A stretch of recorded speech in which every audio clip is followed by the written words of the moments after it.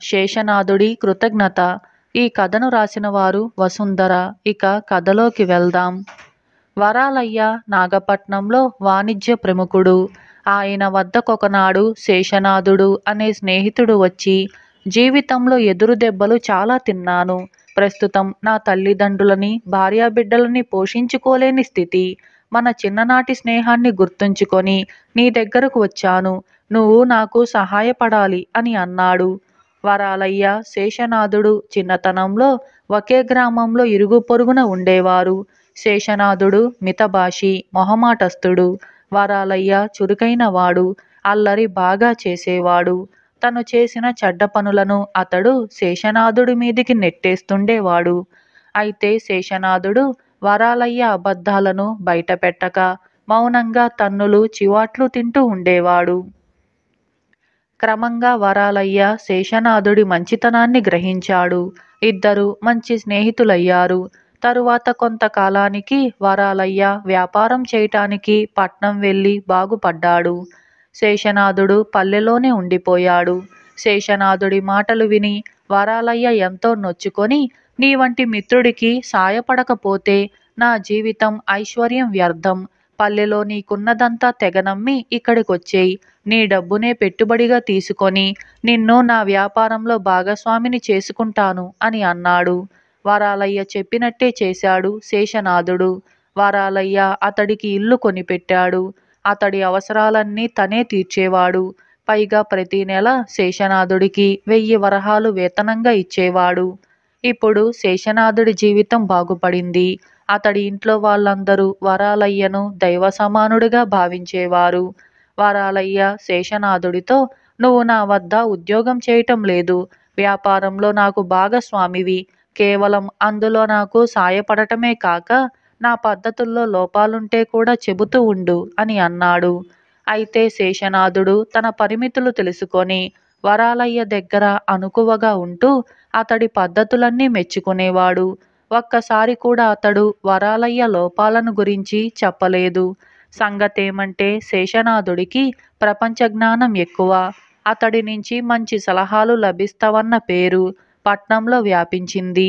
శేషనాథుడి సలహాల కారణంగా ఎందరో తమ లోపాలను సరిదిద్దుకున్న విషయం వరాలయ్య చెవిన పడింది. వరాలయ్య ఆశ్చర్యపడి శేషనాథుడితో, నీలో ఇంత ప్రతిభ ఉన్నట్టుగా నాకు తెలియదు. నువ్వేనాడు నాలోని లోపాల సంగతి చెప్పలేదు అని అన్నాడు. నీలో లోపముంటే కదా చెప్పడానికి అన్నాడు శేషనాథుడు. ఈ జవాబు విని వరాలయ్య మహా గర్వపడ్డాడు. ఇదిలా ఉండగా వరాలయ్య కొడుకు ఒక పేద ఇంటి పిల్లను పెళ్లాడదలిచాడు. వరాలయ్య ఆ పిల్లను చేసుకోటానికి అంగీకరించలేదు. కోపంతో కొడుకు ఇల్లు వదిలిపోతానని అన్నాడు. పోతే పొమ్మంటాను, పేదరికమంటే ఏమిటో వాడికే తెలిసి వస్తుంది అని వరాలయ్య శేషనాథుడితో అంటే అతడు సరేనన్నట్టుగా తల ఊపి ఊరుకున్నాడు. అదే సమయంలో వరాలయ్య తోటి వ్యాపారి ధనగుప్తుడికి అలాంటి సమస్య ఎదురైంది. అయితే ఆయన పేద ఇంటి పిల్లను కోడలుగా తెచ్చుకున్నాడు. వరాలయ్య ఇందులోని బాగోగులు తెలుసుకునేందుకు ధనగుప్తుడి ఇంటికి వెళ్ళాడు. ధనగుప్తుడు అతడితో, ఒకసారి విరిగిన మనసులు అతుక్కోవటం కష్టం. నువ్వు ఈ పెళ్లికి ఒప్పుకుంటే నీ కొడుకు కోడలు కూడా కృతజ్ఞతతో జీవితాంతం నిన్ను సేవించుకుంటారు. కొడుకును ఇంట్లో నుంచి వెళ్ళగొడితే నీ భార్య దుఃఖిస్తుంది. ఇంట్లో సుఖశాంతులు ఉండవు. డబ్బుండి సుఖశాంతులు లేని జీవితం వల్ల ప్రయోజనం ఏముంది అని అన్నాడు. ఆ మాటలకు చాలా సంతోషించిన వరాలయ్య, నువ్వు చాలా తెలివైన వాడివి. ఇంత మంచి ఆలోచన నాకు తట్టనే లేదు. అందరికీ మంచి సలహాలిస్తాడని పేరుపడ్డ శేషనాథుడికి ఈ ఊహ స్ఫురించలేదు అని ధనగుప్తుణ్ణి మెచ్చుకున్నాడు. ధనగుప్తుడు ఆశ్చర్యంగా, అదేమిటి, ఈ ఆలోచన నా బుద్ధికి పుట్టింది కాదే. నీ స్నేహితుడు శేషనాథుడే నాకీ సలహా ఇచ్చాడు అని అన్నాడు. అది విని వరాలయ్య నివ్వెరపోయాడు. అతడు అక్కడి నుంచి బయలుదేరాడు. ఇంటికి వెళ్ళాక శేషనాథుణ్ణి ఈ విషయమై గట్టిగా ప్రశ్నించాలని అనుకున్నాడు. అయితే వెంటనే అతడికి ఒక అనుమానం వచ్చింది. శేషనాథుడు చితికిపోయి తన దగ్గరకు వచ్చాడు. అతడికి తనంటే అసూయగా ఉన్నదేమో. తను సుఖశాంతులతో బ్రతకటం అతడికి ఇష్టం లేకపోవచ్చు. ఈ అనుమానం వచ్చాక వరాలయ్య శేషనాథుణ్ణి మరింత శ్రద్ధగా గమనించసాగాడు. అందరికీ మంచి సలహాలిచ్చే శేషనాథుడు తనకు చిన్న చిన్న విషయాల్లో కూడా సలహాలివ్వటం లేదని తెలుసుకున్నాక అతడి మనసు వికలమైపోయింది. తన వల్ల సహాయం పొందిన శేషనాథుడు తనకు సహాయపడటం లేదని, ఇక ఈ ప్రపంచంలో ఎవ్వరికీ సహాయపడకూడదని అతడు నిశ్చయించుకున్నాడు. అయితే ఆ మర్నాడే సదానందుడనే ఆయన వరాలయ్యను చూడవచ్చాడు. ఈ సదానందుడు వరాలయ్య కులగురువు. ప్రతి సంవత్సరం ఏదో సమయంలో వచ్చి వరాలయ్య కుటుంబ పరిస్థితి విచారించి వెళుతూ ఉంటాడు. వరాలయ్య ఆయనకు శేషనాథుడి కృతజ్ఞత గురించి చెప్పుకొని బాధపడ్డాడు. అందుకు సదానందుడు, భలే వాడివి, అతడి కారణంగానే నేను ఇక్కడికి వచ్చాను. నీకు నా అవసరం ఉన్నదని శేషనాథుడే నాకు తెలియపరిచాడు అని అన్నాడు. వరాలయ్య ఆశ్చర్యపోయి, స్వామి, తను చెయ్యగల సహాయం చేయకుండా మిమ్మల్ని నా వద్దకు పంపటంలో అతడి ఉద్దేశం ఏమై ఉంటుంది అని అడిగాడు. ఆ ప్రశ్నకు సదానందుడు నవ్వి, నువ్వు జీవితంలో పైకి వచ్చావు, శేషనాథుడు చితికిపోయాడు. ఆ దశలో నువ్వు అతడికి సహాయపడి పైకి తీసుకొచ్చావు. అందువల్ల అతడు నీకు సలహాలివ్వటానికి మొహమాట పడుతున్నాడు అని అన్నాడు. సహాయం అడగటానికి లేని మొహమాటం సలహాలివ్వటానికి, నాలోని లోపాలు చెప్పటానికే వచ్చిందా అన్నాడు వరాలయ్య కోపంగా. నువ్వు సాయపడ్డ వ్యక్తి నీకు సలహాలివ్వలేకపోతున్నాడంటే ఆ లోపం ఆ వ్యక్తిది కాదు, నీది అన్నాడు సదానందుడు. వరాలయ్య ముందు తెల్లబోయిన తరువాత గురువు చెప్పింది అర్థం చేసుకొని ఆయన పాదాల మీద పడ్డాడు. తను శేషనాథుడి ముందు దాతలా కాక స్నేహితుడిలాగా ప్రవర్తించకపోవటమే శేషనాథుడి ప్రవర్తనకు కారణం అని గ్రహించాక వరాలయ్య తనలోని లోపాన్ని సవరించుకొని తను కూడా శేషనాథుడి వల్ల సత్ప్రయోజనాలు పొందాడు. ఇలా శేషనాథుడి కృతజ్ఞత అనే ఈ కథ సమాప్తమైంది. అలాగే మరొక కథ, లోపం ఎవరిది. పట్టు వదలని విక్రమార్కుడు చెట్టు వద్దకు తిరిగి వెళ్ళి చెట్టుపై నుంచి శవాన్ని దించి భుజాన వేసుకొని ఎప్పటిలాగే మౌనంగా శ్మశానం కేసి నడవసాగాడు.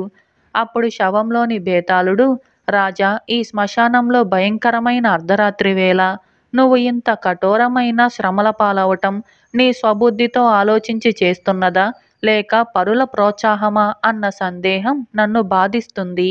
పరబుద్ధి ప్రాణాంతకమన్న పెద్దల వాక్కు నీకు తెలియంది కాదు కదా. కానీ వివేకవంతులైన వాళ్ళు కూడా ఆ సంగతిని మరచి ఒక్కొక్కసారి స్వబుద్ధిని కాదని అపహాస్యం పాలవుతారు. ఇందుకు ఉదాహరణగా ఒక కథ చెబుతాను, శ్రమ తెలియకుండా విను అంటూ ఇలా చెప్పసాగాడు. సువర్ణ దేశాన్ని శశాంకుడనే రాజు పరిపాలించేవాడు. ఆయన భార్య సునంద గొప్ప అందగత్తె. రాజుకు ఆమె అంటే వల్లమాలిన ప్రేమ. అడిగినదే తడవుగా ఆమె కోరే ప్రతి వస్తువు ఎంత వ్యయ ప్రయాసలకైనా ఓర్చి ఆమెకు తెప్పించి ఇచ్చేవాడు. సునంద ముఖ్యంగా వస్త్రధారణ పట్ల, ఆభరణాల విషయాల్లోనూ ప్రత్యేకమైన శ్రద్ధ చూపించేది. అందుచేత శశాంకుడు ఆమె అవసరాలు తీర్చటానికి దేశ దేశాల నుంచి నేతగాళ్లను, స్వర్ణకారుల్ని రప్పించి తన ఆస్థానంలో అట్టే పెట్టుకున్నాడు. వారిలో ఛందసుడు అనే నేతగాడు, శోనకుడు అనే స్వర్ణకారుడు అసమానమైన ప్రభావవంతులు. వారి పేరు ప్రఖ్యాతలు సువర్ణ దేశంలోనే కాక చుట్టుపక్కల రాజ్యాల్లో కూడా మారుమోగుతూ ఉండేవి. శశాంకుడు ఏటా రాణి జన్మదినం అతి వైభవంగా జరిపేవాడు. ఆ సందర్భంగా రాణికి కావలసిన వస్తువులను, నగలను చందనుడు, శోనకుడు ప్రత్యేకంగా తయారు చేసి ఇచ్చేవాళ్ళు. ఆ ఇద్దరు ఒకసారి చేసిన నమూనాను మరొకసారి ఉపయోగించేవాళ్లే కాదు.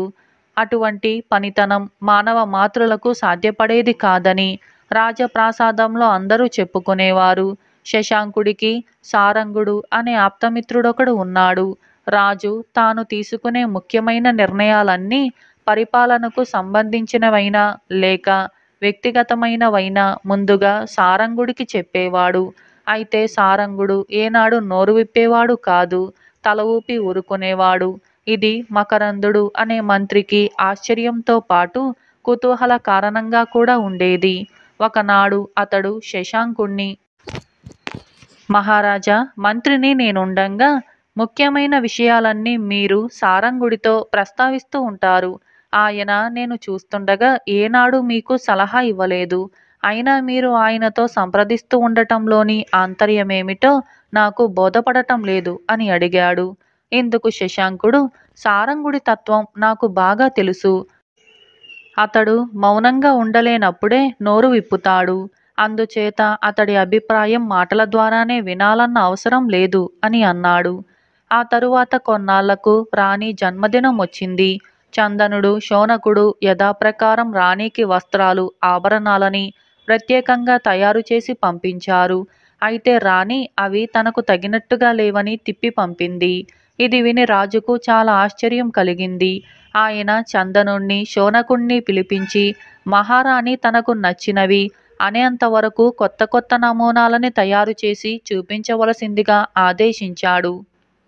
అయితే వాళ్ళిద్దరూ ఎంత ప్రయత్నించి రాణికి నచ్చే విధంగా వస్త్రాలని, ఆభరణాలని తయారు చేసి ఇవ్వటంలో విఫలులయ్యారు.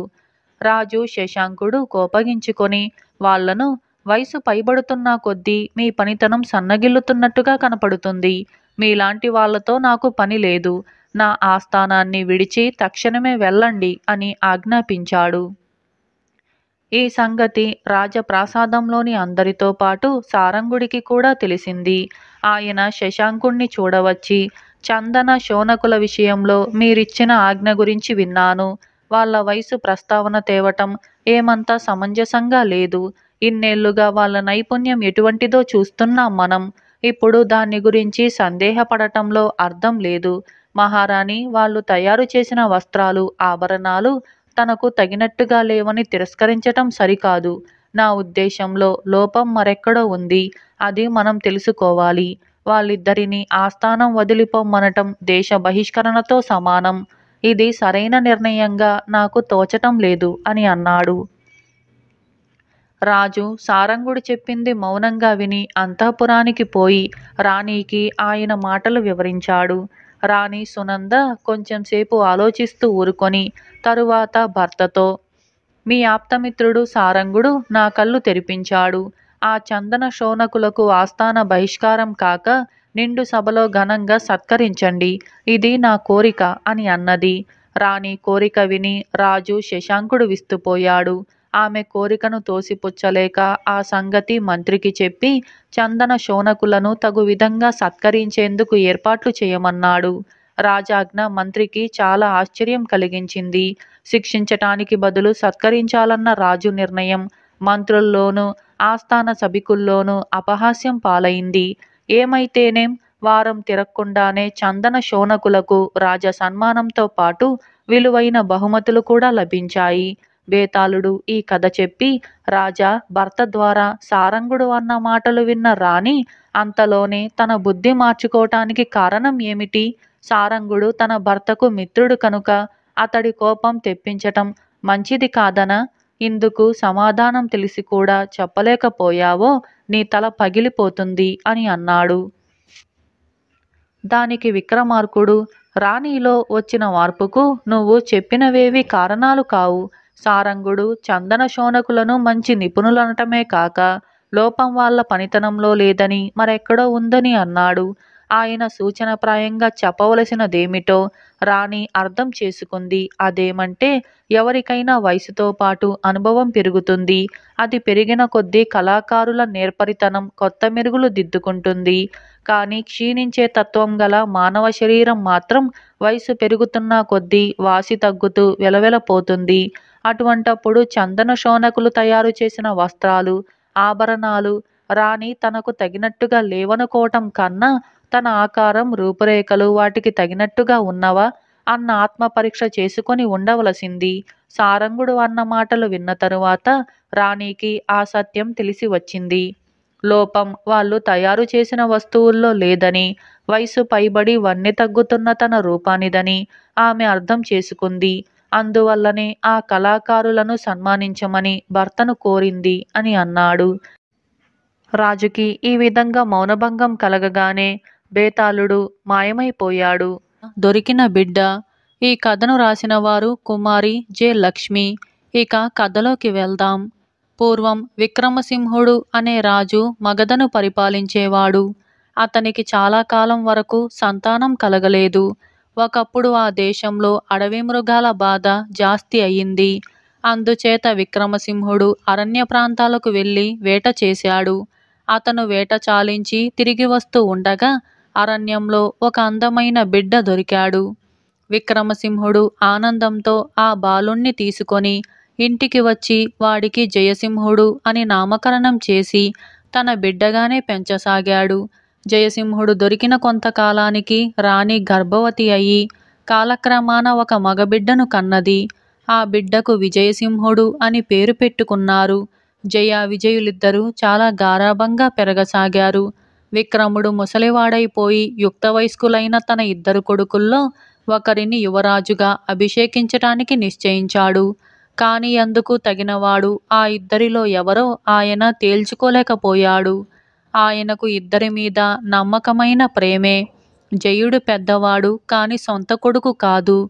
విజయుడు సొంత కొడుకే అయినా చిన్నవాడు. పెద్దవాణ్ణి వదిలేసి చిన్నవాడికి పట్టం కట్టడం భావ్యం కాదు. ఎటూ తేల్చలేక రాజు తన మంత్రిని సలహా అడిగాడు. మంత్రి జయసింహుణ్ణే యువరాజుగా అభిషేకించమని అన్నాడు. ఎందుచేతనంటే జయుడు మేధావి, పరాక్రమవంతుడు, ప్రజలకు ఇష్టుడు. అతనితో పోలిస్తే విజయుడు దుర్బలుడు, వక్రబుద్ధి కూడాను. ఈ సంగతి రాజుకు తెలియకపోలేదు. అందుచేత మంత్రి సలహాను పాటించి రాజు జయుణ్ణి యువరాజుగా అభిషేకించాడు. ప్రజలు ఎంతగానో హర్షించారు. హర్షించనివాడు విజయుడే. తన తండ్రి సొంత కొడుకును కాదని ఎవడో పరాయివాణ్ణి యువరాజును చేయటం విజయుడికి ఎంతగానో ఆక్రమంగాను అన్యాయంగానూ తోచింది. ఎప్పటికైనా రాజ్యం జయుడికి దక్కకుండా తానే స్వాధీనం చేసుకోవాలని నిశ్చయించుకొని తన దురాలోచన బయటికి పొక్కకుండా సమయం కోసం ఎదురుచూడసాగాడు. కొద్ది కాలానికి ముసలిరాజు మరణించాడు. దేశమంతా దుఃఖ సముద్రంలో మునిగిపోయింది.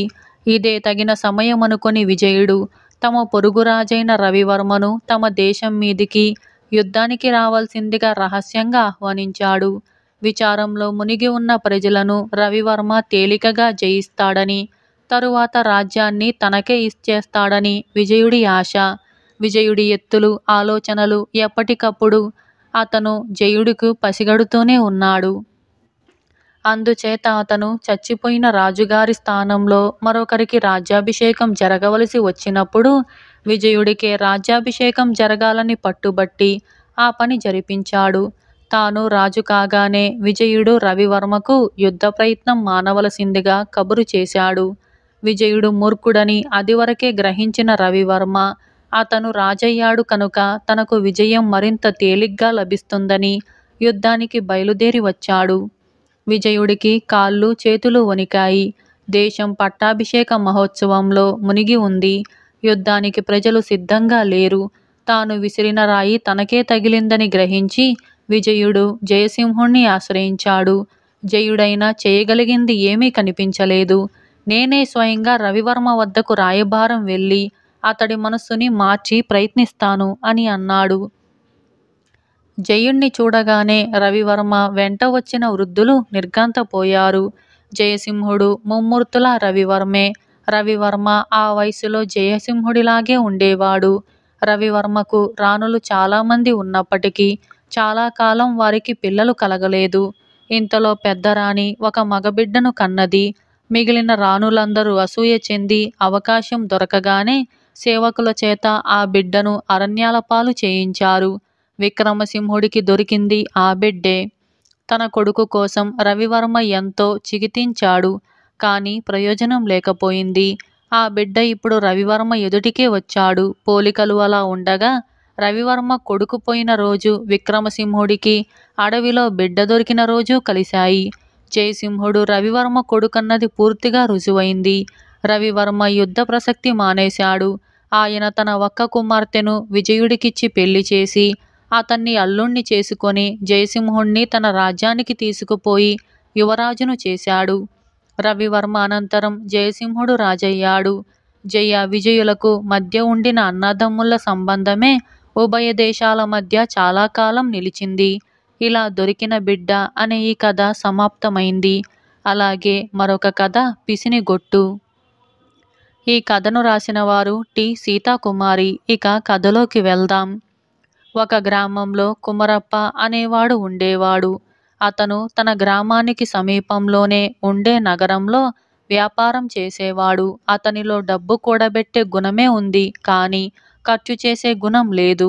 అతను పెళ్లి చేసుకున్నాక నగరంలోనే కాపురం పెడదామా అని అనుకున్నాడు. కానీ నగరంలో ఖర్చు జాస్తి అవుతుందనుకొని తన ఊళ్ళోనే కాపురం పెట్టి వ్యాపారం నిమిత్తం రోజు నగరానికి వస్తూ పోతూ ఉండేవాడు. కుమ్మరప్ప తన భార్య అయిన వెంకటలక్ష్మికి పొదుపుని బోధించేవాడు. ఆకలి తీరటానికి తిండి తినాలి, కానీ జిహ్వ చాపల్యం కొద్దీ తినరాదని అనేవాడు. అతని ఇష్టప్రకారమే భార్య అతి సామాన్యమైన వంట చేసేది. పండుగలు పబ్బాలు వచ్చినా కూడా వాళ్ళ ఇంట పిండి వంటలు అవి ఉండేవి కావు. అయితే కుమ్మరప్ప భార్య ఇంత కలిగిన ఇంటిపిల్ల. ఆమె తన పుట్టింట అన్ని రకాల రుచులు ఎరిగిన మనిషి. భర్తకు జంకి పేదగా తినటం మూలాన ఆమెకు నోరు చవిచచ్చినట్టుగా అయింది. కొంతకాలం చూసి ఆమె భర్త నగరానికి బయలుదేరి వెళ్ళాక తనకు ఇష్టమైనవి చేసుకొని తినటము, అవి చేసిన ఆనవాలు లేకుండా చేయటము సాగించింది. వడలు, దోశలు, అప్పాలు, బూరెలు ఏ రోజు దేని మీద మనసు పోతే అదల్లా చేసుకు తినేది. ఆమెకు డబ్బు సమస్య లేదు. ఎందుకంటే కుమరప్పకు తన భార్య మీద ప్రేమ, విశ్వాసము ఉండేవి. ఆమె కూడా తనలాగే డబ్బు కూడబెట్టే మనిషి అని అనుకునేవాడు. ఒకనాడు కుమరప్ప నగరం నుంచి బాగా చీకటి పడి తన గ్రామానికి తిరిగి వస్తూ అలా తన పొరుగున ఉన్న ఇంటివాడు పలకరించేసరికి ఆగిపోయాడు. ఇవాళ మా ఇంట్లో పూజ చేశాం, ప్రసాదం తిని పో, నీ భార్య చేసే వంటకాలు అంత బాగుండవేమో అని అన్నాడు. పొరుగింటివాడు 2 గారెలు తెచ్చి ఇచ్చి, నా భార్యకు మామూలు వంట తప్ప పిండి వంటలు చేయటం రాదే అన్నాడు కుమరప్ప ఆశ్చర్యంగా. అదేమిటయ్యా, నీ భార్యకు రాని పిండి వంట ఉందా? రోజు మాకు రకరకాల పిండి వంటల వాసన వస్తుంది కదా. నా భార్యకు అలాంటి వాసన తెప్పించటం కూడా చేత కాదు. గారెలు, పెసరట్లు, బజ్జీలు నీ భార్య దగ్గర నేర్చుకోమని నా భార్యకు చెప్పాను అన్నాడు పొరుగింటివాడు. అలాగా అంటూ కుమరప్ప తన ఇంటికి వచ్చేశాడు. అతనికి తన భార్యను గురించి అనుమానం పట్టుకుంది. కాని అతను తన భార్యను ఏమీ అడగలేదు. తానే స్వయంగా అనుమానం తీర్చుకోవాలని నిశ్చయించుకున్నాడు. అందుచేత మర్నాడు అతను నగరానికి బయలుదేరినట్టుగా బయలుదేరి కొంత దూరం వెళ్ళి తిరిగి వచ్చి దొడ్డిదారిన లోపలికి ప్రవేశించి ఒక చీకటి మూల దాక్కున్నాడు. ఆ రోజు వెంకటలక్ష్మి పెసరపప్పు వేయించి పాయసం చేసింది. కొంచెం బియ్యం నానబోసి రుబ్బి బెల్లము, కొబ్బరి, యాలకులు చేర్చి అప్పం చేసింది. వీధిన చెరుకు గడలు అమ్ముతుంటే ఒక గడ కొన్నది. అప్పాలు తిని పాయసం తాగి చెరుకు గడ తరిగి ముక్కలు చేసి అన్నీ తినేసింది. తరువాత పిప్పి అంతా జాగ్రత్తగా పోగు చేసి దూరంగా పారేసి వచ్చి గిన్నెలు, రోలు శుభ్రంగా కడిగి తాను పిండి వంటలు తిన్న ఆనవాలు ఏమాత్రమూ లేకుండా చేసింది. ఆమె ఈ పనుల్లో నిమగ్నురాలై ఉండగా కుమరప్ప బయటికి జారుకొని తన కాలికి ఒక గుడ్డ కట్టుకొని కుంటుకుంటూ ఇల్లు చేరాడు. భర్తను చూడగానే వెంకటలక్ష్మి ఆదుర్దాగా, కాలికి ఏమైందండి అని అడిగింది. ఏం కావాలి, పాము కరిచింది అన్నాడు కుమరప్ప. పాము కరిచిందా? పెద్ద పామే అన్నది భార్య. పెద్దదే, నువ్వు తిన్న చెరుకు గడంత పెద్దది. నువ్వు తిన్న అప్పంలాగా కాలు పొంగింది. నువ్వు తాగిన పాయసంలాగా నా నోట నొరగలు వచ్చాయి అన్నాడు కుమరప్ప. వెంకటలక్ష్మి తన రహస్యం బయటపడిందని చాలా భయపడింది. కాని కుమరప్ప నవ్వుతూ, భయపడకు, పొరపాటు నాదే. కడుపుకింత తినకుండా నోరు కట్టుకొని ఏం లాభం? ఇక నుంచి నాకు కూడా రోజు పిండి వంటలు చెయ్యి, హాయిగా తింటాను అని అన్నాడు. ఇలా పిసినిగొట్టు అనే ఈ కథ సమాప్తమైంది. పులి చేసిన పెళ్లి. ఈ కథను రాసిన వారు రాఘవరాజు పట్టాభిరామరాజు. ఇక కథలోకి వెళ్దాం. మణిపురాన్ని శశిధరుడు అనే రాజు పరిపాలించేవాడు. ఆయనకు వేట 6వ ప్రాణం. కాలక్షేపం కోసం వారానికొకసారి వేటకు వెళ్ళేవాడు. ఒకరోజు శశిధరుడు కొంతమంది భటులను వెంటబెట్టుకొని ఉత్తమాశ్వాలను పూంచిన రథంలో అడవికి వేటకు వెళ్ళాడు. అలా ఆయన మధ్యాహ్నం వరకు కొన్ని జింకలను, అడవి పందులను వేటాడాడు. తరువాత తన పరివారంతో ఒక పెద్ద జువ్వి చెట్టు కిందికి చేరాడు. అక్కడ అందరూ భోజనాలు ముగించారు. కొద్దిసేపు విశ్రాంతి తరువాత తిరిగి వేట ప్రారంభిద్దామని ఆయన భటులకు చెప్పాడు. శశిధరుడు జువ్వి చెట్టు బోదెకు చేరగిలబడ్డాడు. ఇంతలో పక్కన ఉన్న పొదల మధ్య నుంచి పులి ఒకటి గాండ్రిస్తూ ఆయన పైకి దూకింది. ఇది చూసి భటులు దిగ్భ్రాంతులై కలవరపడుతూ ఉన్నంతలో శశిధరుడు తన పక్కన ఉన్న డాలును మెరుపు వేగంతో ఎడమ చేతితో అందుకొని పులి పంజా దెబ్బ కాచుకున్నాడు. పులి మరింత పెద్దగా గాండ్రిస్తూ వెనక కాళ్ళ మీద నిలబడి ముందుకు దూకబోయేంతలో శశిధరుడు తన ఒరలోని కత్తిని సర్రున బయటికి లాగి ఒక్క దెబ్బతో పులి కంఠాన్ని నరికివేశాడు. ఇది చూసిన భటులు రాజు సాహసాన్ని మనసులోనే మెచ్చుకున్నారు. వాళ్ళు రక్తపు మడుగులో గిలగిలా తన్నుకుంటూ పులి చుట్టూ చేరేంతలో పొదలలో ఏదో అలికిడయింది. శశిధరుడు పులి రక్తంతో తడిసిన కత్తిని అలాగే పట్టుకొని అప్రమత్తతతో పొదల వైపే నడవసాగాడు. అంతలో ఒక పులిపిల్ల పొదల చాటు నుంచి బయటికి వచ్చి దాపులనున్న ఒక భటుడికేసి చిన్నగా గాండ్రించింది. దానికి 1 నెల రోజులు కూడా నిండి ఉండవు. తరువాత అది చచ్చిపడి ఉన్న పులి చుట్టూ తిరుగుతూ మూలగా సాగింది. ఇలా ఈ దృశ్యాన్ని చూసి శశిధరుడి మనసు ద్రవించింది. ఆయన నెమ్మదిగా పులిపిల్ల వెనకగా వెళ్ళి దాన్ని ఒడిసి పట్టుకున్నాడు. అది గుర్రుగుర్రుమంటూ తన చిన్న పంజాతో శశిధరుడి చేతుల్ని రక్కింది. శశిధరుడు పులిపిల్ల మీద ఎంతో జాలి కనబరుస్తూ, శాంతించు, ఆత్మరక్షణార్థం మీ అమ్మను చంపక తప్పలేదు అని అన్నాడు. ఆ రోజుకు అంతటితో వేటమాని రాజు కోటకు తిరిగి వచ్చాడు. రాణి గిరిజాదేవి పులిపిల్లను చూసి, ప్రభు, ఎంతైనా ఇది క్రూర జంతువు. పెద్దయ్యాక ఇది ప్రమాదకరంగా మారుతుంది. అరణ్యంలోని పులిపిల్లను అంతఃపురానికి చేర్చారు. అపాయాన్ని కోరి తెచ్చుకున్నట్టుగా ఉందేమో, ఆలోచించండి అని అన్నది.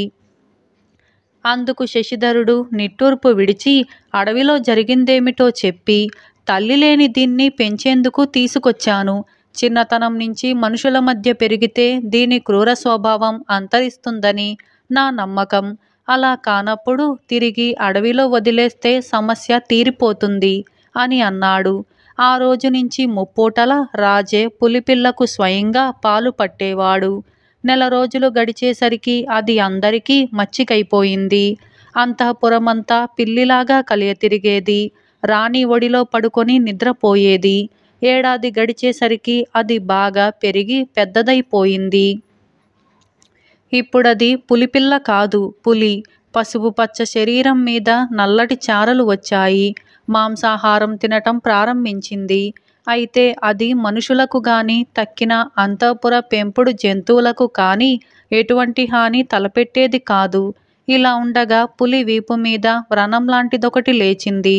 అది వారం గడిచేసరికి అరచేతి మందానికి విస్తరించింది.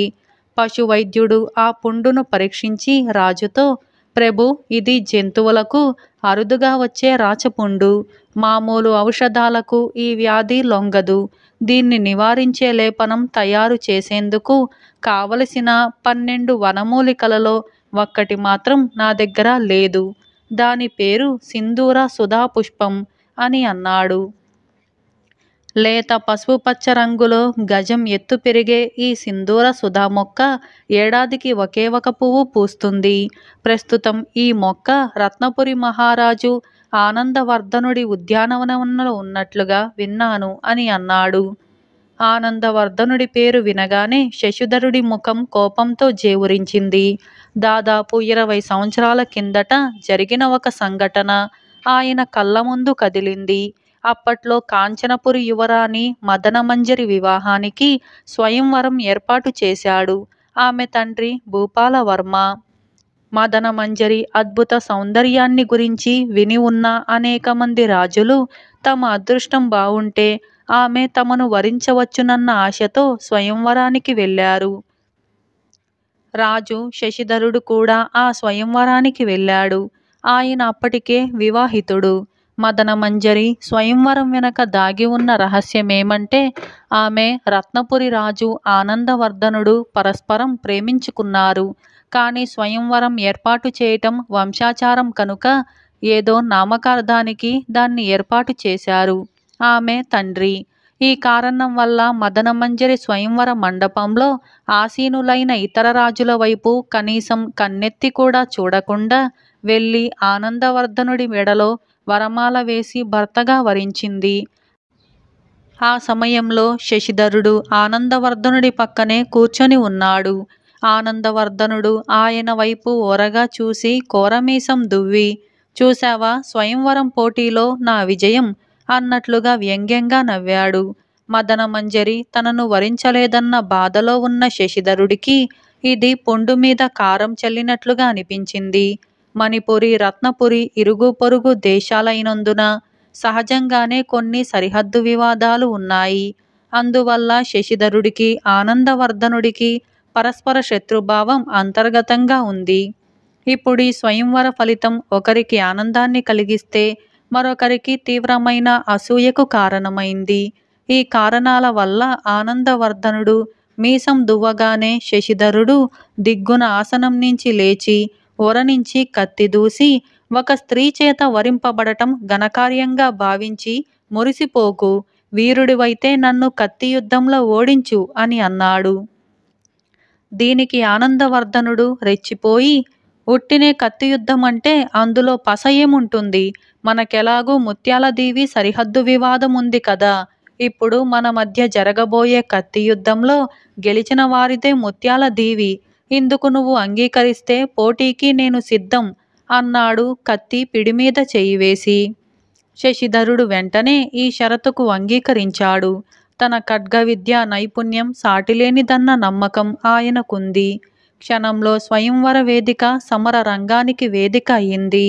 ప్రత్యర్థులిద్దరూ సమఉజ్జీలుగా చాలాసేపు పోరాడారు. క్రమేపీ ఆనందవర్ధనుడి శక్తి సన్నగిల్లసాగింది. ఇది గమనించిన శశిధరుడు రెట్టించిన ఉత్సాహంతో కత్తిని తిప్పసాగాడు. అంతలో ఆయన కత్తి దెబ్బకు ఆనందవర్ధనుడు తప్పించుకోవటము, ఆ దెబ్బ శశిధరుడి ఎడమ చేతిని గాయపరచటము, కత్తి అప్రయత్నంగా ఆయన చేతి నుంచి జారిపోవటము క్షణంలో జరిగిపోయాయి. ఆ విధంగా తన చేతిలోని కత్తితోనే తన ఎడమ చేతిని గాయపరుచుకొని శశిధరుడు ఓటమి పాలయ్యాడు. శత్రువు సామర్థ్యం వల్ల కాక తన దురదృష్టం వల్ల కత్తి యుద్ధంలో ఓడిపోయినందుకు ఆయన చాలా బాధపడ్డాడు. ఆనాటి నుంచి ఆనందవర్ధనుడిపై తీవ్రమైన ద్వేషాన్ని పెంచుకున్నాడు. రాణి గిరిజాదేవి తన భర్త మనస్సులో మెదులుతూ ఉన్న భావ సంఘర్షణను ఊహించి, ప్రభు, ఇది పంతాలకు పట్టింపులకు సమయం కాదు. ఏదో ఒక విధంగా ఆనందవర్ధనుడి ఉద్యానవనంలోని సింధూర సుధాపుష్పాన్ని సంపాదించి మనం ఎన్నాళ్ళు ఎంతో ప్రేమతో పెంచుకున్న పులిని కాపాడుకోవటం మన కర్తవ్యం కాదా అని అన్నది. శశిధరుడు 1-2 క్షణాలు ఆలోచించి రత్నపురిపై దండెత్తి ఆనందవర్ధనుణ్ణి ఓడించి ఆ పుష్పాన్ని సంపాదిస్తే అని అన్నాడు. ప్రభు, యుద్ధంలో జయాపజయాలు దైవాధీనాలంటారు. కీడెంచి మేలంచాలి కదా. మీరు యుద్ధంలో గెలిచారే అనుకుందాం. సింధూర సుధాపుష్పం మీకు దక్కుతుందని నమ్మకమేంటి? మీపై ద్వేషంతో ఆనందవర్ధనుడు యుద్ధ ప్రారంభానికి ముందే సింధూర సుధా ముక్కను కూకటి వేళ్లతో పెకిలించి వేస్తే మీరు ఏం చేయగలరు? పైగా పులికి చికిత్స కోసం అవసరమైన ఒక పుష్పం కోసం ఏకంగా పొరుగు దేశం మీదికి దండెత్తి వెళ్ళటం అంటే పొరుగు రాజులు మిమ్మల్ని గురించి ఏమనుకుంటారో ఆలోచించారా అంటూ రాణి భర్తకు హితువు చెప్పింది. అయితే ఇప్పుడు పులిని కాపాడుకునే మార్గం ఏమిటో కూడా నువ్వే చెప్పు అన్నాడు శశిధరుడు చిరాకుగా. అప్పుడు గిరిజాదేవి మృదువుగా, మీరు ఆగ్రహించకపోతే నాదొక సూచన. మన యువరాజు దీప్తిశేఖరుడు ఆనందవర్ధనుడి కుమార్తె చందనవల్లి పరస్పరం ప్రేమించుకుంటున్నారు. పరిస్థితుల కారణంగా ఈ సంగతి రహస్యంగా ఉంచాను. క్షమించాలి, మీరు ఆశీర్వదిస్తే అంటూ ఆగిపోయింది. వెంటనే శశిధరుడు కోపంగా, నా శత్రువుతో వియ్యమా? అసంభవం. అది నా బొందిలో ప్రాణముండగా జరగదు అని అన్నాడు. రాణి కొద్దిసేపు మౌనంగా ఉండి, ప్రభు, సహజంగా అడవిలో నివసించే ఈ పులి క్రూర జంతువు. అలాంటిది మనుషుల మధ్య పెరిగి సాధు ప్రవృత్తిని అలవర్చుకుంది.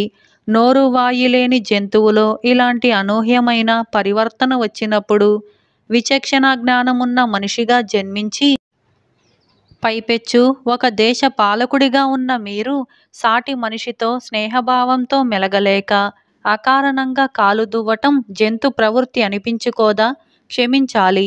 నా మాటలు కొంత కటువుగా ఉండవచ్చు. అడవిలో మన పెంపుడు పులి తల్లిని మీరు వధించారు. అందుకని పెంపుడు పులి మీపై పగ సాధించిందా? క్రూర జంతువైన పులిలో ఉన్న క్షమాగుణం మీలో లేకపోవటం చూసి నాకు ఆశ్చర్యంతో పాటు విచారము కలుగుతుంది అన్నది తీవ్ర స్వరంతో. శశిధరుడికి రాణి మాటలు ఈటెల్లాగా తగిలాయి. హేతుబద్ధంగా ఆమె పలికిన పలుకులు ఆయన్ను తీవ్రంగా ఆలోచింపజేశాయి. కొంతసేపటికి ఆయన దీర్ఘంగా ఒక నిట్టూర్పు విడిచి, సరే, మనతో వియ్యమందటానికి ఆనందవర్ధనుడికి అభ్యంతరం లేకపోతే ఈ వివాహము నాకు సమ్మతమే. ముందు రత్నపురి నుంచి ఆ పుష్పాన్ని తెప్పించి పులికి చికిత్స చేయించాలి అంటూ రత్నపురికి పంపటానికి భటుడి కోసం కేక వేశాడు. ఇంతలో రాణి వెనకవైపున ద్వారం వద్ద నిలబడి ఉన్న పశువైద్యుడికి సైగ చేసింది. వైద్యుడు శశిధరుడి ముందుకు వచ్చి నమస్కరించి, మన్నించండి ప్రభు, మీతో అబద్ధం చెప్పాను. పులికి చికిత్స చేయటానికి ఆ సింధూర సుధా పుష్పం అవసరం లేదు. నా దగ్గరున్న మూలికలతో లేపనం తయారు చేసి రేపే చికిత్స ప్రారంభిస్తాను. పుండు మానిపోతుంది. మీలో పరివర్తన రావాలని మణిపురి, రత్నపురి దేశాల మధ్య బాంధవ్యం ఏర్పడితే అది ప్రజా సంక్షేమానికి మంచిదన్న అభిప్రాయంతో మహారాణి ప్రోత్సాహం కొద్దీ ఈ సాహసానికి పూనుకున్నాను అని అన్నాడు. ఈ మాటలకు శశిధరుడు మందహాసం చేసి, మహారాణికి ఇవ్వవలసిన కానుక తర్వాత ఇచ్చుకుంటాను. నువ్వు పశువైద్యుడివే కాదు, మనుషుల్లోని పశు ప్రవృత్తికి కూడా చికిత్స చేయగలిగిన ఉత్తమ వైద్యుడివి అంటూ తన మెడలోని రత్నహారాన్ని వైద్యుడికి బహుకరించాడు. ఇలా పులి చేసిన పెళ్లి అనే ఈ కథ సమాప్తమైంది.